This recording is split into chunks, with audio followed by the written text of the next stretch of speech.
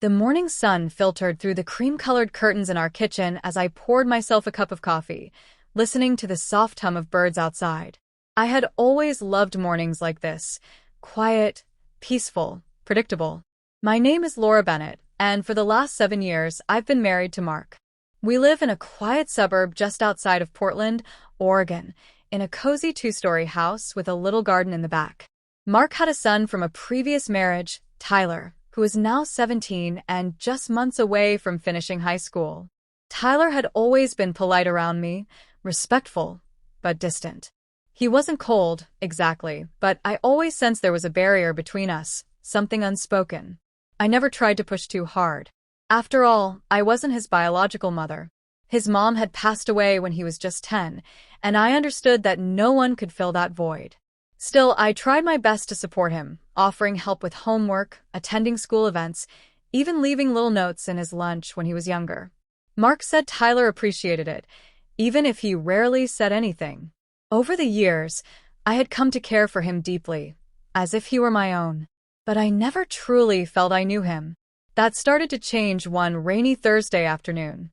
Mark was away on a business trip in Chicago, so it was just me and Tyler at home. I had just finished a work call when I heard the front door open and close. It was too early for Tyler to be home from school, so I looked at the clock. It was just a little past 1:30 p.m. Concerned, I walked to the hallway and called out, "Tyler? Is that you?" "Yeah," he replied, sounding breathless. "School got out early." I nodded slowly, though something felt off. "Everything okay?" "Yeah, just tired," he said, walking quickly past me and heading upstairs. I watched as he disappeared into his room, closing the door behind him. Later that night, I knocked gently on his door to let him know dinner was ready. "Coming," he said. When he joined me in the kitchen, he looked more relaxed, even a little cheerful. It struck me how rarely I saw him smile lately. Over baked chicken and mashed potatoes, we talked about school and his plans for college. I asked if he'd started his application for the University of Washington, his top choice, and he nodded, saying he was nearly done. "I can proofread your essay if you want," I offered. "Thanks," he said, and then added after a pause, "I might take you up on that." It was a small thing, but it felt like progress. The next day, I decided to do a bit of cleaning. While dusting the living room shelves, I noticed a library book Tyler had left out on the coffee table. It wasn't the title that caught my eye, but the cover. It was a book about graphic design and digital storytelling. That surprised me. Tyler had never mentioned being interested in design. Curious, I flipped through it. The pages were filled with annotations, sketches, and sticky notes. It wasn't a school book, it was something he had borrowed on his own. That night, after dinner, I asked him about it. "You're into design?" I asked casually, sipping my tea. He looked up, startled, then gave a small shrug. "Yeah, I guess." "I didn't know," I said gently.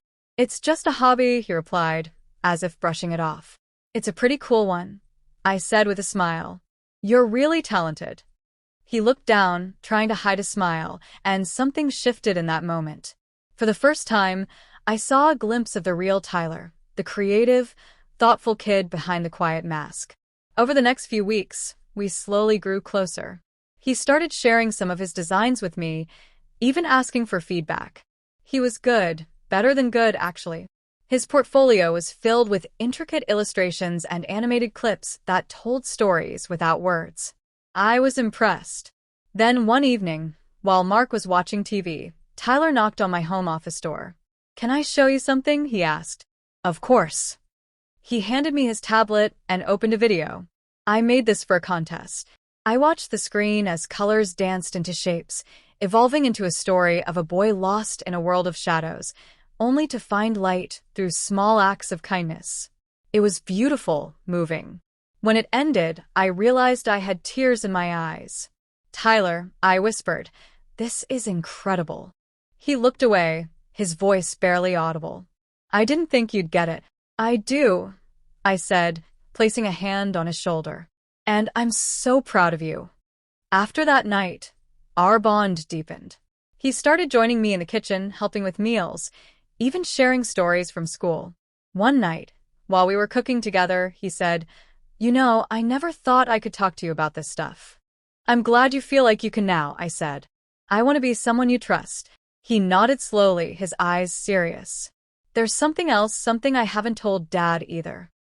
My heart skipped a beat. What is it? He hesitated. I don't want to go to college. At least not yet. I want to take a gap year, work on my portfolio, maybe intern somewhere in design. I took a deep breath. That's a big decision. I know, he said quickly. But it's not because I'm lazy.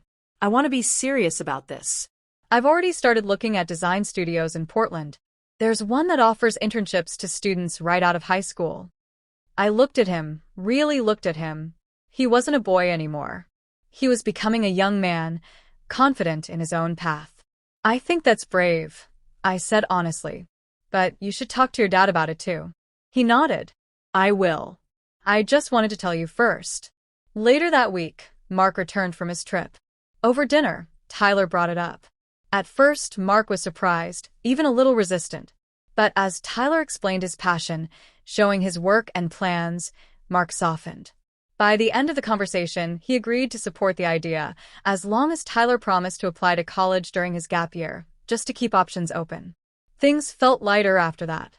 Our home was filled with more laughter, more conversation. Tyler even started teaching me how to use some of the design software he loved. It became our weekend tradition, me with my coffee, him explaining layers and masking techniques with endless patience.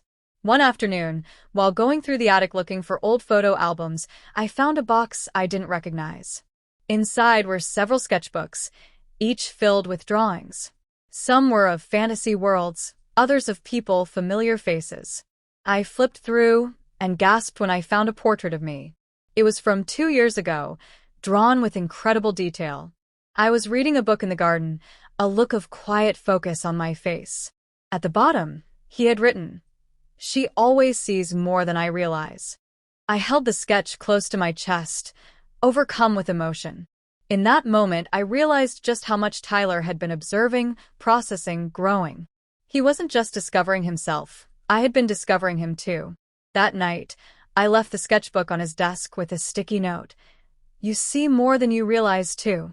When he came down for breakfast the next morning, he gave me a rare, full hug.